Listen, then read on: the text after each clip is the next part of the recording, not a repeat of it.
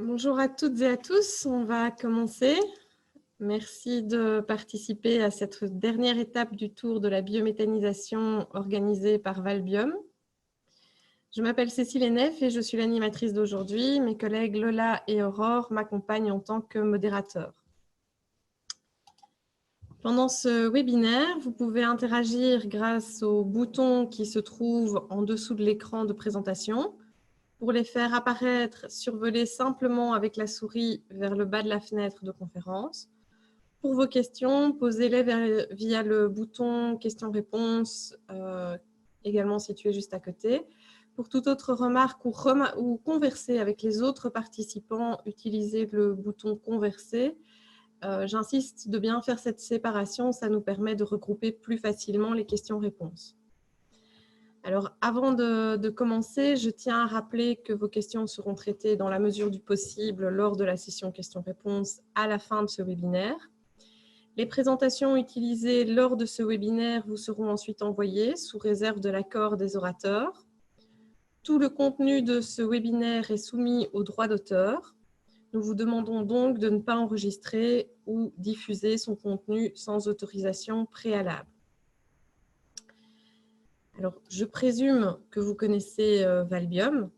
Sachez que ça ne se limite pas à la biométhanisation. Nous traitons l'ensemble des bioénergies, mais également les produits et matériaux biobasés comme la fibre textile. Si vous avez une question ou un projet dans un de ces domaines, contactez-moi ou l'un de mes collègues. Nous restons à votre disposition et toutes les informations concernant les autres filières sont disponibles sur notre site internet. Pour ceux qui ne connaissent pas encore la formule, le tour de la biométhanisation, c'est un cycle annuel de visites d'unités de biométhanisation en Wallonie, visant à booster la filière.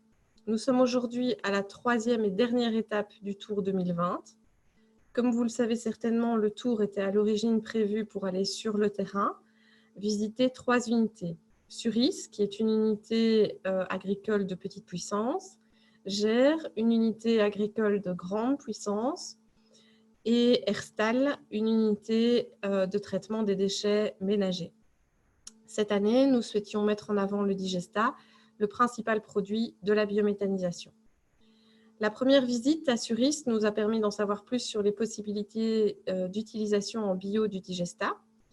Pour les 2 autres visites prévues, nous avons dû repenser la formule. Nous voici donc dans une visite virtuelle.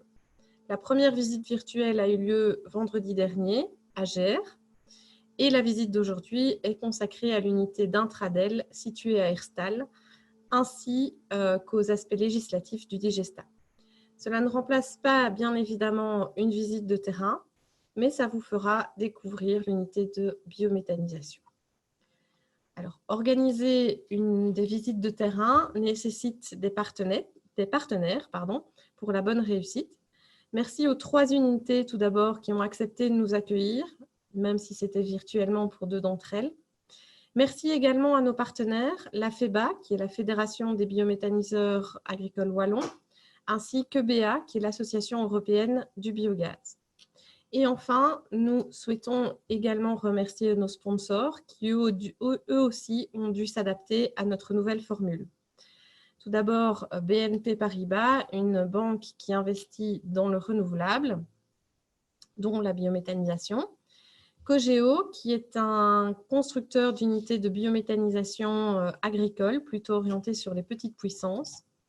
Et enfin, l'Ouast, qui fournit des solutions de pré-traitement des intrants, de traitement de l'air et de traitement des digestats. L'étape du jour est Herstal, dans la région liégeoise. L'heure que nous allons passer ensemble débutera par la présentation de l'unité de gestion des déchets ménagers organiques de l'unité d'Intradel par Quentin Gillet. Ensuite, j'interviendrai pour replacer la biométhanisation dans son contexte et concernant les démarches à effectuer pour monter un projet. Et nous conclurons par une présentation concernant les législations à respecter et ce qu'il faut mettre en place dans le cadre de la gestion des digestats par Anne-Jean Debien du SPW. Donc, comme je l'ai dit, à la fin des présentations, les orateurs répondront à vos questions. Donc, pour ce faire, nous vous invitons à nouveau à poser vos questions via le bouton questions-réponses tout au long des présentations. Voilà.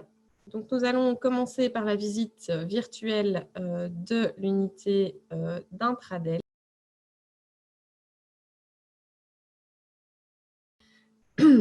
Donc, vous l'avez vu en partie, donc monter un projet de biométhanisation, notamment des projets de déchets ménagers, c'est un long parcours à effectuer parce que ce sont des très grands projets et surtout pour les déchets ménagers. Alors, je voudrais revenir un petit peu, faire un dézoom parce qu'ici, on s'occupe de l'unité d'Intradel, mais des unités de biométhanisation, en 2018, il en existait 51.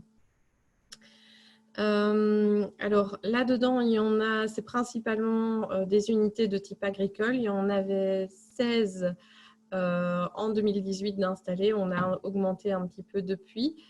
On a également 14 qui sont toujours agricoles, mais qui visent l'autoconsommation énergétique de l'exploitation et qui utilisent exclusivement les lisiers de cette exploitation agricole, donc qui visent l'autonomie tant matière qu'énergétique. Alors, en 2018, on comptait une unité qui traite les déchets ménagers, les FFOM. C'était celle de Tenneville, pardon. Entre-temps, celle d'Herstal a commencé à produire. Donc, on est désormais à 2 unités qui traitent les déchets ménagers. On en a également 7 qui sont installées dans des grosses entreprises agroalimentaires et qui traitent les eaux usées de ces entreprises agroalimentaires, donc qui sont fortement chargées en déchets de légumes. On a des techniques spécifiques pour ces eaux usées. On n'est pas sur de l'infiniment mélangé comme en agricole ou en voie un peu plus sèche comme ici c'était montré dans les digesteurs d'Herstal. On a également 9 décharges qui, auparavant, on pouvait mettre les déchets organiques en décharge. Donc, on avait cette biométhanisation qui se déroulait, cette digestion anaérobie qui se déroulait dans les décharges. Et enfin, on a 4 stations d'épuration qui traitent leurs boues usées, donc les boues qui sortent des stations d'épuration urbaines. Et donc, ils les traitent également dans des digesteurs type infiniment mélangés. On peut voir également qu'elles sont réparties régulièrement dans toute la région wallonne. Il y en a un peu partout. Voilà. Toutes ces informations se retrouvent dans le panorama qui est disponible sur notre site internet avec plus de détails et également plus de détails concernant les techniques existantes. En Wallonie, on arrive tout doucement aux 200 gigawatts électriques produits et un peu plus de 200 gigawattheures thermiques produits également. On voit que le secteur agricole est le principal producteur d'énergie, suivi par les entreprises agroalimentaires et les décharges. Les décharges produisent énormément d'électricité. Ce sont des gros moteurs qui sont installés, des moteurs de cogénération. Pas forcément équipés, parfois il n'y a que de la valorisation électrique. Et alors au niveau des entreprises agroalimentaires, la vocation c'est plutôt de produire de la chaleur pour le process, ce qui explique une plus grosse production et valorisation de la chaleur. Le tout pour environ 30 mégawatts électriques installés, on est à peu près au même chiffre pour les mégawatts thermiques. Alors, par rapport à la situation européenne, la Belgique se situe pas trop mal, étant donné qu'on a un peu plus de 200 unités installées en Belgique. Donc, je viens de vous dire qu'on en avait 51 en Wallonie. Si on fait le delta, on se rend compte qu'il y en a énormément en Flandre. Il y en a une quarantaine de type agricole, agro-industriel de plusieurs mégawatts. Et alors aussi entre 80 et 90 de micro-unités visant l'autoconsommation énergétique de l'entreprise agricole. On voit également, comparé à d'autres pays, par exemple l'Allemagne. L'Allemagne, c'est le leader incontesté depuis le début avec 11 000 unités maintenant. L'Italie est pas mal non plus. Et la France, depuis, donc là ce sont les chiffres 2015, depuis lors a pas mal augmenté aussi et tourne autour de 1000 unités à l'heure actuelle. Alors, quel est le chemin pour arriver à monter un projet de biométhanisation? Ce n'est pas un petit parcours de santé, c'est un long chemin. Donc, tout d'abord, le plus important, c'est de s'informer et de se rendre compte de ce que ça représente. Donc, comme par exemple via des visites de terrain ou au moins des visites virtuelles. C'est aussi essayer de se situer par rapport à la faisabilité technique, donc via des études de pertinence, de préfaisabilité. Ensuite, il faut réfléchir à toute l'implantation, que ce soit par rapport au plan de secteur, par rapport au raccordement tant électrique de chaleur ou éventuellement au réseau gaz à effectuer, comment on va valoriser l'énergie, etc. Comment on va gérer les flux de matière, tant les intrants que le digestail, il faut y penser également. Tout ce qui est lié au dimensionnement, au choix technique, même s'il y a 2-3 grandes techniques de base couramment utilisées, il faut se rendre compte qu'en fait, à chaque fois, on va avoir différents choix de pompes, de mélangeurs, de type de cuve, d'isolants, etc., de type de bâche, etc. Il y a énormément de possibilités et en fonction des constructeurs, on aura des différences bien présentes. On doit faire aussi tout ce qui est l'analyse des risques à prendre en compte. Et enfin, une fois qu'on a tous les éléments, on va pouvoir rédiger 2 gros documents. L'un, ce sera le permis, donc qui est tout ce qui est lié avec l'aspect dimensionnement, les plans, etc. Mais également le plan financier qui nous permettra d'aller voir les banques et de défendre les projets, enfin les banques, les investisseurs et de défendre le projet. Une fois qu'on a obtenu toutes les demandes, tous les documents administratifs, eh bien, on va pouvoir concrétiser. Concrétiser, ça veut dire quoi? Simplement commencer la construction de l'unité. Alors, effectivement, ça peut se faire assez vite, mais souvent, on voit qu'il y a beaucoup de temps qui est consacré à cette partie-là.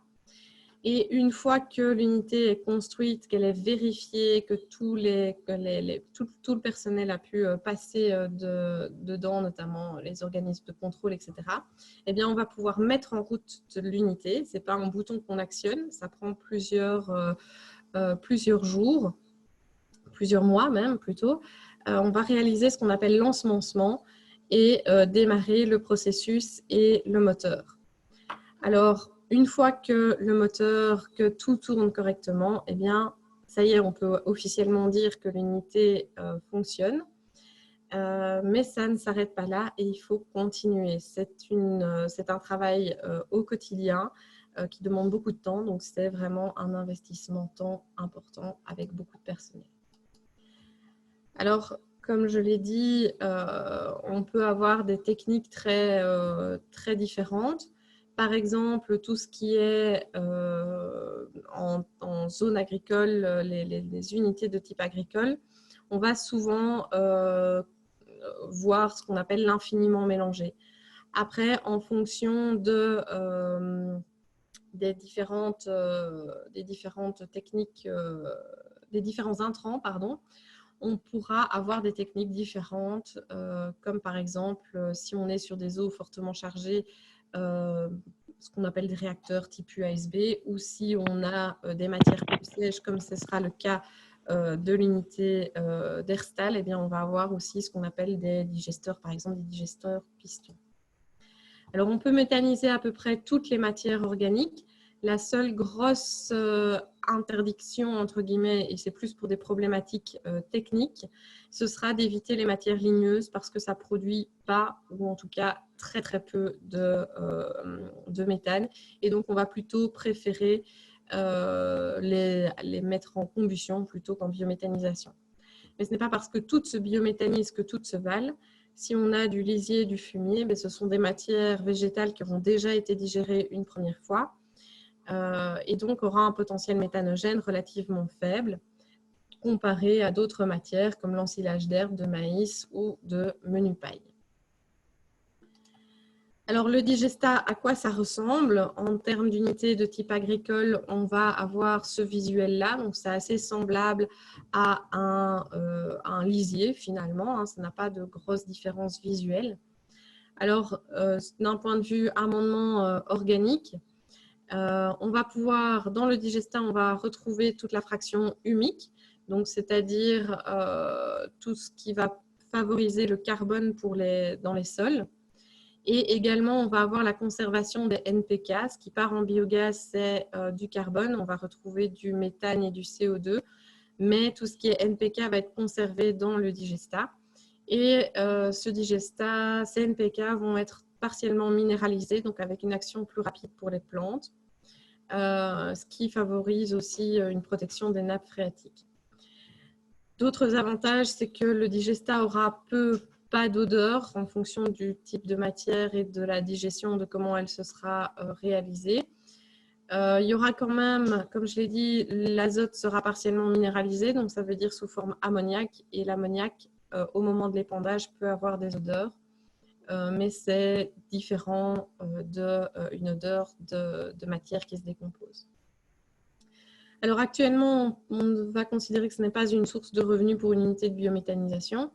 Et nous le verrons juste après avec la présentation de Anne. La législation est relativement complexe, mais qui pourrait aussi évoluer, et notamment avec un nouveau règlement européen qui vient d'arriver depuis l'été dernier, qui sera mis en application dans 2 ans maintenant, et qui permettra dans certains cas de normaliser les digestats si les exploitants le souhaitent. Alors, juste pour vous montrer la composition d'un digestat, donc ça, c'est un document qui vient de Réquasud. Et donc, si on compare un digestat brut d'un lisier brut, on peut retrouver des valeurs assez similaires, tant en matière organique que sur les autres éléments. Il faut malgré tout tenir compte qu'on a des écarts types qui ne sont pas présentés sur ce document, mais qui permet de rejoindre les valeurs. Donc, c'est assez similaire. Pour le biogaz, eh bien, on peut le valoriser en chaudière uniquement, mais on n'a pas de soutien à l'heure actuelle. On peut l'utiliser en moteur pour produire de l'électricité. Et si, vu que tout moteur va chauffer, on peut le récupérer pour faire la cogénération. Ou encore l'injecter dans le réseau de gaz naturel, mais ça nécessite de ne conserver que le méthane, voire l'utiliser comme carburant en tant que CNG. Ces 2 dernières applications, il n'y en a pas encore en Wallonie. On commence à la voir se développer pas mal, tant en CNG qu'en injection. Les premières unités d'injection devraient arriver très prochainement parce que le cadre légal est apparu fin 2018. Donc, le temps que les projets se retournent et se lancent, on devrait les avoir bientôt. Le CNG est désormais disponible avec une dizaine de pompes en Wallonie, et on devrait voir l'augmentation. Les technologies bio-CNG, c'est simplement du biogaz qui aura été épuré. Donc, tant qu'on n'a pas d'injection, on n'aura pas de bio-CNG en Wallonie. Alors, quelles sont les législations qui s'appliquent à la biométhanisation? J'en ai juste choisi 2 ou 3 pour aller relativement vite parce qu'il y en a un certain nombre. Il y a un document qui s'appelle Étapes clés, si ça vous intéresse, qui regroupe les principales. Alors, il faut bien évidemment vérifier le plan de secteur. Tout va dépendre du type de biométhanisation choisi, si on est en industriel, si on est en agricole, etc. Ici, si on choisit le terme agricole, eh bien, on va voir si le terrain est bien en zone agricole via le plan de secteur. Il faudra donc, comme je l'ai dit, présenter un permis unique, c'est-à-dire qui allie à la fois la partie environnement et la partie urbanistique. Dans le cadre du permis d'environnement, toutes les activités sont regroupées en différentes rubriques. Celle qui concerne la biométhanisation est la 90-23-15. Attention qu'il y a des conditions sectorielles, alors il ne faut pas s'en inquiéter outre mesure. C'est simplement une manière de lister tout ce qu'il faut respecter comme conditions dans la réflexion, dans la conception de l'unité. Par exemple, la torchère, les empierrements du site, la manière de gérer les digestats, etc., etc. Il y a un petit cas qui va être différent, c'est l'autoconsommation à la ferme. C'est la 40-40-10. N'hésitez pas à me contacter si ça vous intéresse. Alors, il existe différents soutiens. Alors, on a tout ce qui est accompagnement du projet, les réflexions en amont. Là, vous pouvez contacter Valbium, c'est dans une de nos missions de vous accompagner. La deuxième chose, il est possible de réaliser des études de faisabilité, de pré-faisabilité. Et là, on a les aides AMUR ou UREBA si c'est pouvoir public. Ce qui est bon à savoir, c'est que nous proposons désormais un service d'études de pré-faisabilité, donc vous pouvez nous contacter pour de plus amples informations. Pour la réalisation de ces unités, donc il y a des aides à l'investissement que sont les aides UDE. C'est à destination des PME. Il peut y avoir aussi les ADISA pour les micro-unités de moins de 10 kW, mais il n'y a pas de solution technique à l'heure actuelle. Pour des unités de type FFHOM, il y a moyen d'avoir un subside. Je n'ai pas noté le nom sur le slide, mais je peux vous le retrouver si ça vous intéresse. Et enfin, durant la vie du projet, eh bien, on peut bénéficier de certificats verts dans le cadre de la valorisation électrique ou de garantie d'origine pour la valorisation biométhane. Aide UDE, on varie entre 22,5 et 27,5 %. Attention qu'il y a un plafond d'1,5 million d'euros d'aide maximum.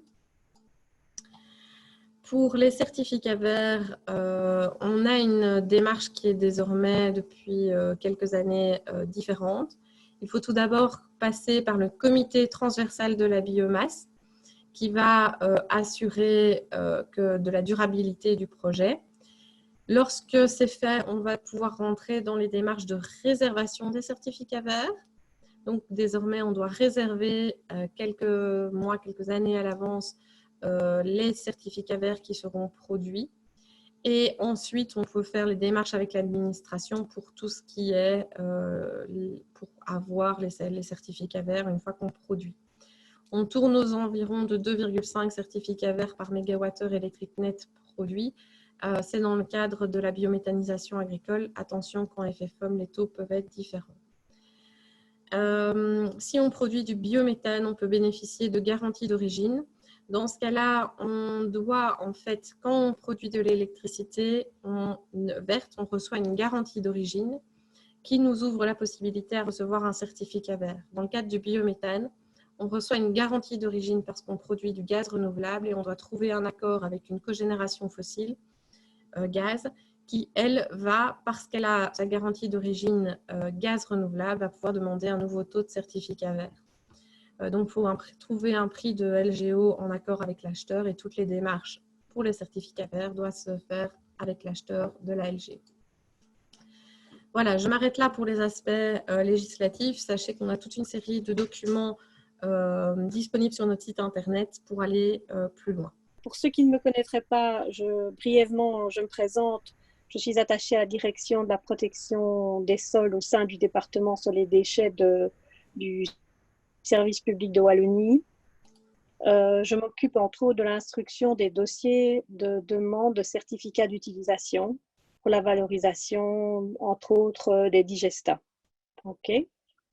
Oui. Donc, ma présentation, aujourd'hui, je vais essayer de passer rapidement sur quelques points que j'ai écrits ici. Donc, ce qu'on entend par biomatière, leur statut juridique, quelles sont les autorités donc, qui auraient la compétence pour une valorisation, quelle réglementation s'applique et surtout les principes de gestion que l'administration impose pour une telle valorisation, quelles sont les autorisations qu'il faut pour pouvoir valoriser et aussi brièvement donc, le règlement européen dont Cécile a déjà parlé, quels vont être les impacts potentiels de ce nouveau règlement sur la valorisation des digestats. OK, tu peux passer à la suivante. Alors, biomatière, je voulais ici juste brièvement rappeler que, en général, les biomatières utilisées pour la production des digestats, ben, c'est à partir de déchets tels que ceux montrés ici. Donc, différentes matières qui doivent évidemment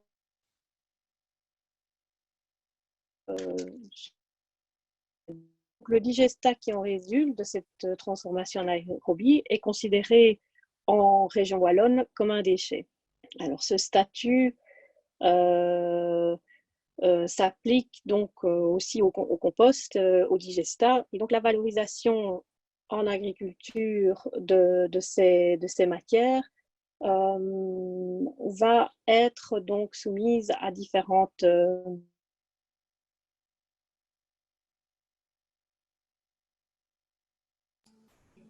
Anne, on ne t'entend plus. donc peut-être passer. Oui, Oui, on ne t'entend pas très bien. Je ne sais pas si tu peux, s'il y a moyen d'améliorer.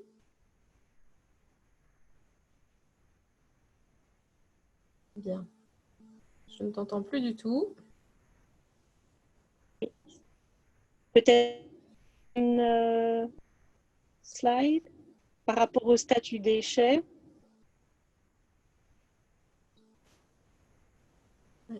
Comme un déchet en région wallonne, ce n'est pas la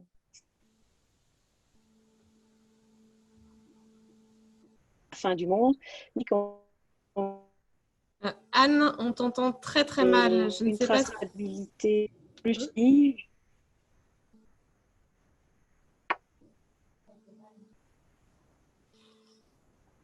Anne, je vais prendre des questions. Est-ce que tu peux voir pour améliorer la qualité de la réception parce qu'on t'entend par hachure. Voilà. Oui, désolée. Je ne sais pas ce que je peux faire d'autre. Peut-être changer de pièce ou bouger un petit peu. Je ne sais pas si c'est possible ou éventuellement couper d'autres applications qui seraient en cours. Oui, je vais essayer. Voilà, je vais peut-être, Quentin, si tu es là, je vais peut-être te poser, il y a 2-3 questions purement techniques. Je suis désolée de devoir jongler entre vous tous, mais on va essayer de faire en sorte que ça se passe pour le mieux. Voilà, il y avait une question de savoir si l'hygiénisation à 50 degrés est suffisante via compostage par rapport notamment aux sous-produits animaux. Oui, donc effectivement, dans notre digesteur, donc c'est pas par compostage, c'est dans les digesteurs qu'on a l'hygiénisation. Les deux digesteurs travaillent à des températures de 50 degrés pendant 3 semaines. Et donc, on a effectivement fait des tests in situ, simplement en repérant les Escherichia coli, entérobactéries et autres salmonelles. Donc tout ça fait partie des prestations de contrôle des performances de la société Strabag. Strabag, je réponds d'ailleurs à une autre question. C'est l'association momentanée Strabag qui a construit l'unité de biométhanisation. Donc actuellement, évidemment, ils sont en train de valider toutes ces performances, notamment sur l'hygiénisation de la matière. Donc les 50 degrés pendant 3 semaines suffisent actuellement pour obtenir une hygiénisation de la matière. Okay. Voilà. On aurait pu, on avait dans le marché public, il y a quelques années, d'autres projets qui nous proposaient, après l'unité de digestion, qui travaillait en mésophilie, donc aux alentours de 35 degrés, de placer un équipement qui permettait de remonter la température pendant 1 heure, les digestats à 70 degrés. On n'a pas choisi cette solution parce qu'énergétiquement parlant, elle était plus impactante. Okay. Voilà, donc les digesteurs ici ont donc dans le voile en béton un système de chauffe. Donc il y a un serpentin comme les chauffages au sol que vous connaissez chez vous. C'est le même système. Ok. Merci pour ces précisions. Anne, oui. On t'entend à nouveau mieux. Je ne sais pas, tu m'entends mieux? Oui, beaucoup mieux. Voilà, on va pouvoir reprendre. Je te laisse la parole. On parlait du statut du digestat. Comme je disais, ce n'est pas la fin du monde d'être considéré comme un déchet. Ça, malgré tout, a des implications. Des principes généraux s'appliquent, comme des principes de prévention, privilégier le recyclage, évidemment, une dilution interdite entre les déchets. Et surtout, pour le digesta une responsabilité étendue du producteur et une traçabilité jusqu'à l'utilisation. Donc ça, c'est les grands principes qui s'appliquent quand on considère une matière comme un déchet. La suivante, s'il vous plaît. Et donc ce statut a donc avec lui un corrélaire de réglementation qui s'applique et des instances différentes en fonction donc de ce fameux statut. Le statut déchets en région wallonne implique que celles-ci seront de la responsabilité de l'autorité régionale et entre autres du département du sol et des déchets. Et si cette matière est en plus valorisée comme engrais ou amendement de sol, elle est soumise à une réglementation produit, la réglementation fédérale, pour lequel le service fédéral donc est compétent. Comme ces matières sont utilisées dans l'alimentation humaine, pour la production d'alimentation humaine, l'AFSCA est également compétent. Ces matières donc sont aussi soumises évidemment aux réglementations européennes, comme la réglementation en matière de sous-produits animaux, comme la directive nitrate. Et donc, en Belgique, essayer de coordonner les différentes prises de position et de pouvoir donc coordonner à la fois ce que les régions et le fédéral pourraient imposer. On a institué un comité engrais où les différentes personnes. Non, Anne n'est désormais plus avec nous. Décidément, je crois que c'est la journée des problèmes de connexion. Quentin, on va reprendre les questions techniques, si tu es disponible. Oui. Voilà, il y avait aussi une remarque concernant le temps de séjour de 21 jours qui était considéré comme assez court. Oui, donc comme M. Généret vient de le publier là, il y a quelques minutes, nous on parle bien d'une unité gérant des déchets ménagers. Et donc je suppose que du coup nous rentrons dans une exception comme M. Généret l'indique dans la réglementation. Donc c'est 3 semaines à 50 degrés, légalement couvre notre activité. Régulièrement, nous faisons des tests, comme je l'ai indiqué tout à l'heure, sur Escherichia coli, entérobactéries et salmonelle. Les fréquences, pour l'instant, je pense que c'est un test par mois actuellement. Mais ça, je n'ai pas les rapports devant moi. Mais en tout cas, ils sont tous bons depuis le début de la mise en service de l'unité. Ok. Et alors, il y avait aussi des questions concernant l'aspect du séchage du digesta.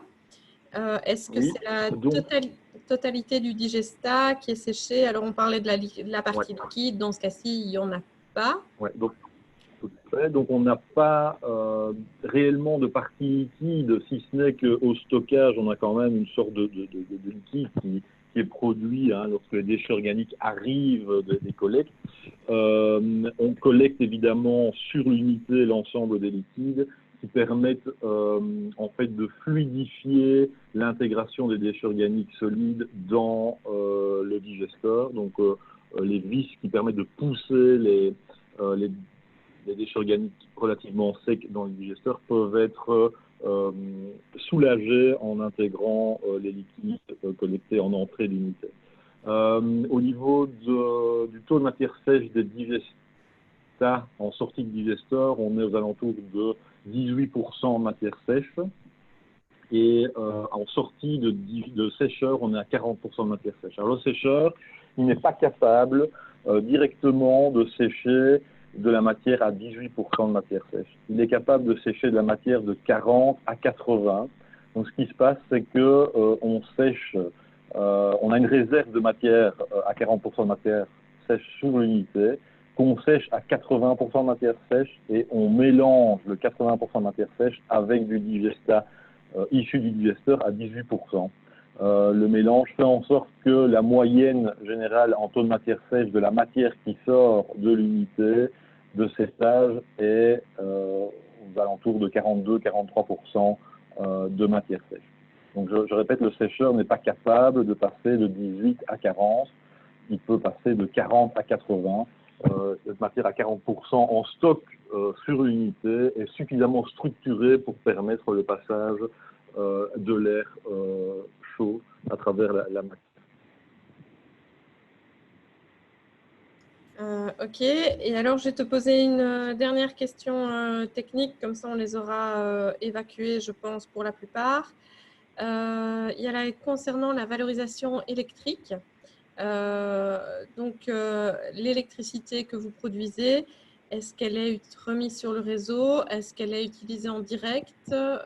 Comment ça se passe? Donc voilà, on autoconsomme 50% plus ou moins de la production pour les équipements présents dans l'unité, essentiellement liés aux bandes transporteuses et à la calibration de la matière. Le reste est injecté dans le réseau classique de distribution électrique. Ok, merci Quentin.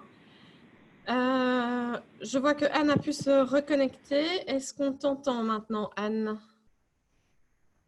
Anne? Je pourrais essayer, oui. Oui, Est-ce voilà. que ça passe Sinon, mieux? au pire des cas, Alfred Generet accepte de reprendre si vraiment ça ne va pas pour toi. Voilà. D'accord, pas de souci. Donc, Je te Alfred laisse la parole. pourra... Bon, ici, c'était juste une liste plus ou moins exhaustive de tous les règlements qui potentiellement s'appliquent à une installation ou à des installations de traitement de digesta. Donc, je ne vais pas les lister toutes. Je voudrais bien plutôt m'arrêter sur la slide suivante, s'il te plaît. C'est celle relative donc, à la valorisation que j'ai inscrite plus en gras. C'est l'AGW du 14 juin 2001, qui est l'AGW actuellement, qui nous permet d'autoriser la valorisation des digestats, principalement en agriculture. Donc, slide suivante.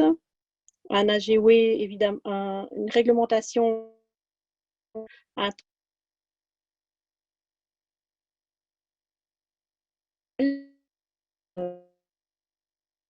aura une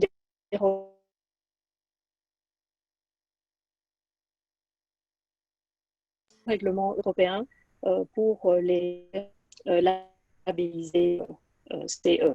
Voilà, donc ça, c'est garder en tête ces trois réglementations-là, et ce sont celles qui s'appliquent plus. Bon, Anne, je suis désolée, mais on t'entend très très mal. Donc, si Alfred Generet est prêt à reprendre la présentation, je crois que ce sera plus facile parce que ça hache beaucoup. Voilà, merci Anne. Ok. Monsieur Generet, je ne sais pas si vous êtes là. Oui, je Allô? suis là. Vous m'entendez? Oui, très bien. Je vais juste rester sur le micro pour éviter les soucis. Oui, parfait. Ça va. Donc, bonjour tout le monde. Voilà. Donc, je suis Alfred Generet du SPF Santé publique. Donc, je suis responsable pour la partie fédérale pour tout ce qui est la valorisation des digestats. Et c'est pour cette raison en fait, que je connais une bonne partie aussi de la réglementation que Anne veut présenter aujourd'hui. Alors, pour faire simple, on a justement eu un problème. Anne a justement eu un problème au moment où on parlait de la réglementation dont je suis responsable. Donc, l'arrêté royal de base du 28 janvier 2013. C'est sur cette base-là que nous allons délivrer les autorisations de mise sur le marché des digestats. Donc, on considère les digestats séchés comme des amendements organiques et ils peuvent être valorisés après avoir obtenu une autorisation de mise sur le marché de mon service.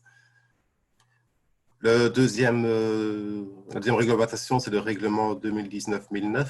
Donc, c'est un règlement qui rentrera en application dans 2 ans et qui permettra d'assurer un marché européen pour tous les engrais, amendements du sol, substrat de culture et toute une autre série de produits.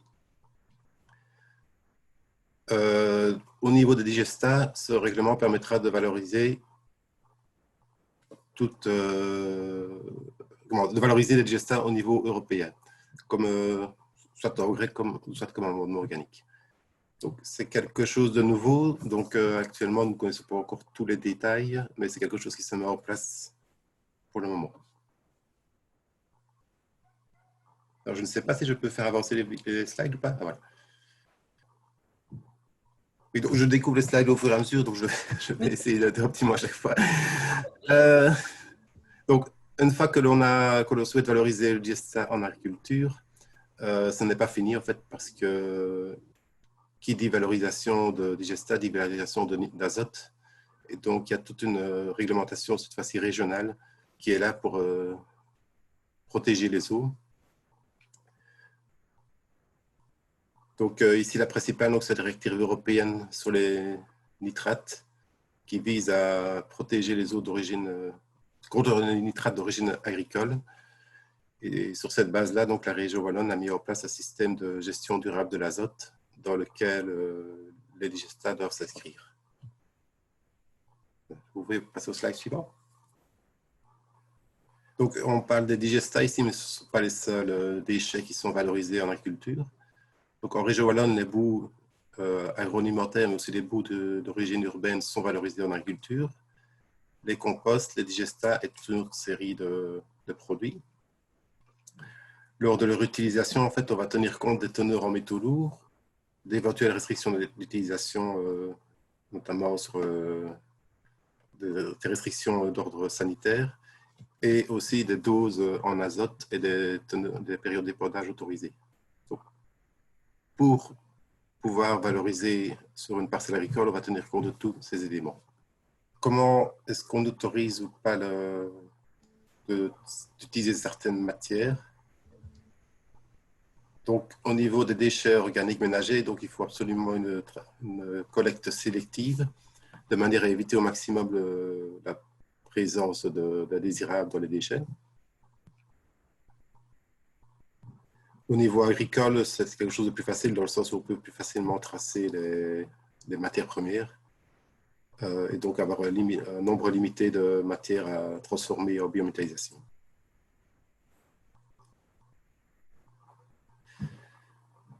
Pour la valorisation agricole, la région wallonne a mis en place un système qui se base sur les teneurs en métaux lourds et aussi en contaminants organiques. Un exemple de contaminants organiques, par exemple, ce sont les PCB ou les hydrocarbures polyaromatiques. Il y a quatre classes, pardon. La valorisation agricole ne concerne que les classes A et B. Et chaque classe va être définie en fonction des teneurs maximales en métaux lourds et des teneurs maximales en polluants-organiques. Selon le niveau de la classe, il y aura plus ou moins de formalités à faire pour le suivi des matières. Donc en classe A, les matières les moins contaminées, si je puis dire, la traçabilité se limite à l'exploitation, tandis qu'en classe B2, une analyse du sol avant la valorisation va être nécessaire. Donc, quelles autorisations doivent être obtenues pour la valorisation des digestats? C'est exactement le même principe que pour les composts ou d'autres matières de ce style. Donc, il y a la dérogation fédérale que mon service délivre comme amendement organique. Ensuite, au niveau de la région wallonne, il faut enregistrer l'unité et ensuite obtenir un certificat d'utilisation pour le produit. Et il faut aussi être en règle, bien sûr, au niveau du permis d'environnement.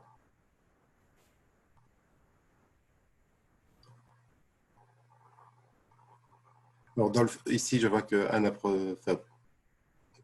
parle de projet en finalisation, de réglementation en finalisation.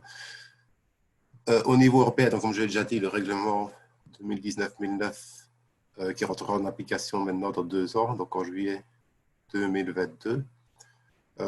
Pour ce qui concerne la digestion, nous ne connaissons pas encore tout à fait les détails et comment tout ça va se faire. C'est un peu compliqué, mais en fait, il y a une étape administrative qui doit se faire avant de pouvoir certifier vos produits. Je pourrais résumer par le fait que pour le digestat, en fait, une entreprise externe d'audit devra venir vérifier le processus de production. Cette entreprise externe va donner un certificat comme quoi le processus de production est bien respecté. Et ce certificat vous permettra ensuite de valoriser les digestats sur le marché européen.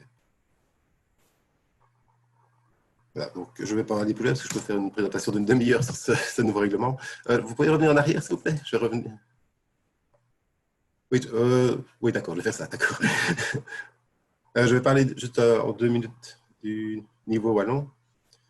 Donc, les digestats, ça reste des déchets organiques. Et apparemment, il y aura un nouveau projet d'AG oui, pour l'utilisation des matières sur les sols wallons. Voilà, vous pouvez passer au slide suivant. Donc, le règlement engrais, oui, en quelques mots, on va essayer de résumer très fort. Donc, l'objectif, c'est donc une mise sur le marché au niveau européen. Donc, à partir d'un déchet, on va obtenir des matières premières. Ici, on parle bien de matières premières pour fabriquer des engrais. Donc, ce qu'on appelle les CMC, les catégories de matières constitutives. Et ces CMC, on va les mélanger ou les utiliser purs pour créer des engrais, des fertilisants en tant que tels. Ce sont les PFC.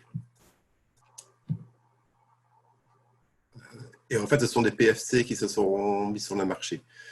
Donc, qu'est-ce qu'on trouve comme matière première CMC dans le règlement? Il y a le compost, les digestats de culture énergétique et les digestats de déchets. Donc, ceci, ce sont 3 CMC différentes. Au total, actuellement, il y en a une douzaine. Ça va de simples matières purement chimiques à des extraits de plantes ou des roches. Enfin, voilà, c'est assez vaste. Mais en ce qui nous concerne ici, il y a vraiment 3 CMC en particulier. Dans le cas des digestats, on fait une différence entre ceux qui sont uniquement issus de culture énergétique et tous les autres qui sont issus de déchets. Pour les cultures énergétiques, en fait, les exigences sont moins élevées pour mettre le produit sur le marché. Donc, il y a quelque chose qui est important à comprendre, c'est qu'une fois que le produit est mis sur le marché, donc ici je parle bien de produit, donc une fois qu'on a fait une PFC, la matière n'est plus un déchet. Donc, elle quitte toute la réglementation en matière de déchets. Et c'est de cette manière que le produit peut circuler sur tout le territoire de l'Union européenne. Alors, on a parlé déjà un peu des SPA, donc des sous-produits d'origine animale. Il y a des règles, comment dire, il y a d'abord une CMC spécifique pour ces sous-produits d'origine animale. Et ces sous-produits d'origine animale peuvent aussi être utilisés comme matière première dans les digestats. Alors, la particularité, c'est que le règlement a été publié avec une liste vide, un texte vide, sous la CMC sous-produits animaux. Donc, actuellement, les règles de transformation en fait, des sous-produits animaux doivent encore être déterminées. Elles devraient être déterminées donc, pour dans 2 ans, en juillet 2022. Oui. Voilà. Alors, donc ici, on parlait bien de produits, donc de produits mis sur le marché. Comme Anne l'a très bien dit, l'utilisation reste une compétence des États membres. Donc, en Belgique, chaque région va fixer les flux autorisés en fonction des teneurs en azote, mais aussi en fonction des teneurs en éléments transmétalliques, en métaux lourds.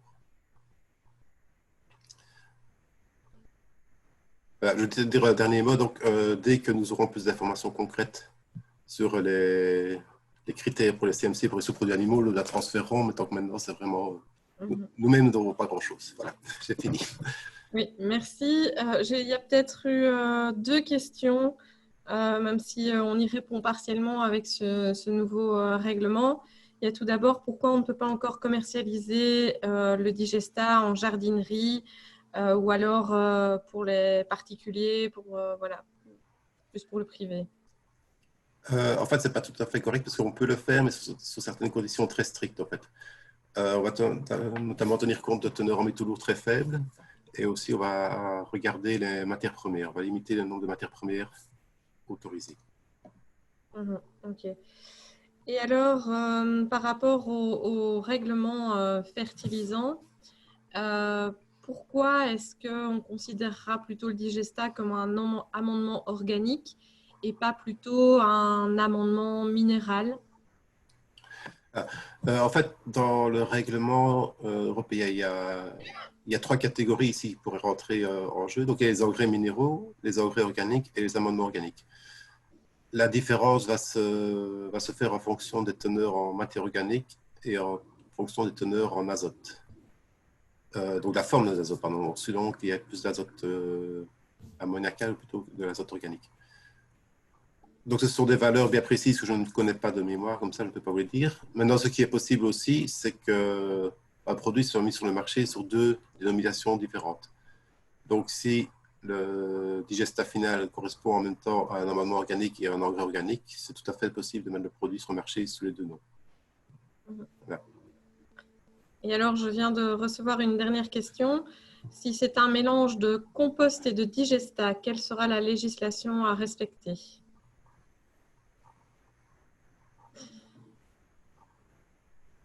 Donc, en fait, il faut d'abord que le compost et le digestat obtiennent le statut de CMC, on va dire de matière première. Et ensuite, pour faire les produits mis sur le marché, on peut faire beaucoup de mélanges de toutes sortes. Donc, on peut envisager 2 composts différents, un compost de digestat, un compost avec des engrais minéraux classiques. Donc, les matières premières et CMC, on peut les mélanger de différentes manières pour obtenir un produit mis sur le marché. Oui. Peut-être ajouter une précision, c'est que c'est le dernier traitement appliqué à la matière qui sera pris en compte. Donc, si on fait une digestion puis un compostage, ce sera considéré comme un compost. C'est bien ça, hein? Pas spécialement, parce qu'en fait, dans les critères d'hygiénisation des digestats, il y a le compostage qui est repris. D'accord. Voilà. Donc, Okay. à partir du moment où on atteindra certaines températures dans le compost de digestat, la matière finale sera une CMMC. Ok. Merci, Monsieur Jeanneret, d'avoir repris la présentation. J'ai encore une remarque par rapport à Monsieur De Sonny. Oui. Il ne peut pas s'empêcher de dire que 2 ans, c'est bien long. En fait, c'est plutôt très court pour nous. Donc, ça fait 1 an que le règlement est publié et on n'a pas encore reçu tous les éléments pour finir de compléter le règlement. Et ensuite, on s'organise au niveau belge pour la certification des organismes qui vont venir chez vous pour certifier vos produits. Donc, 3 ans, ça a l'air très long comme ça, vu de son unité de production, mais pour nous, en fait, c'est plutôt très court. Je commence même à me demander si on arrivera à tenir les délais, mais bon, c'est un autre débat. Ok, ben, merci Monsieur Jeanneret, vraiment un tout grand merci. Quentin, j'ai encore quelques questions techniques pour toi. Je vais juste répondre vite fait à 2-3 questions que j'ai vues passer. Il y a eu des questions par rapport à la possibilité d'utiliser du digestat en bio. Donc, à la fois, c'était l'objet de la première visite. Donc, il y a un résumé qui est disponible sur notre site internet. À la fois, ça dépend des intrants et de la qualité du digestat, où il faut respecter les normes en vigueur pour le bio. Et il faut que tous les intrants soient agréés, autorisés en bio. Après, pour les détails pratiques, je vous laisse d'aller relire le compte-rendu. On me demande aussi par rapport au coût de l'injection du biométhane. Tout dépendra de la taille considérée. Il n'y a pas véritablement ça reste un surcoût, donc c'est un autre choix de valorisation entre cogénération et injection. Tout dépend de la taille, de la technologie choisie, etc. Ici, si vous voulez analyser un projet, vous pouvez me recontacter en parallèle, on pourra en discuter. Voilà, il y a aussi la question des délais d'attente pour recevoir les CV. Je sais que c'est un grand débat qui intéresse beaucoup de gens. Sachez que le SPW met tout en œuvre pour régulariser cela.